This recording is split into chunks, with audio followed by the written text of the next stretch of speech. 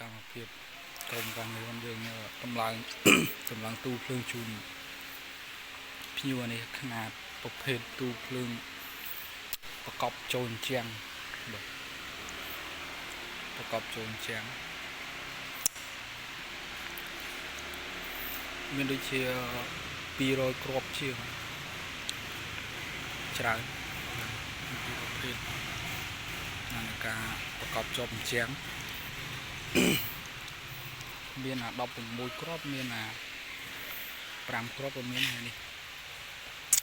ខាងគាត់ទីចំកន្លែងខ្លះហើយខ្លះពេលនេះយើងអានេះទូខ្នាត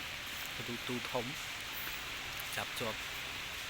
នេះចាប់ជាប់ជាងអាមិញទៅខ្ញុំផងយកបានខ្ញុំបងខ្ញុំរូបខ្ញុំបាន10ញូ10ញូនេះចែកខ្ញុំទិញម្នាក់មិញហើយ៉ាងមកនេះ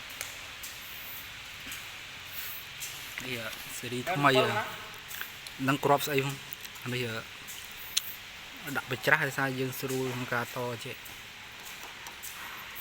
នេះឧបករណ៍ការពារផ្ទះដែរនេះមានគីឡូភ្លើង1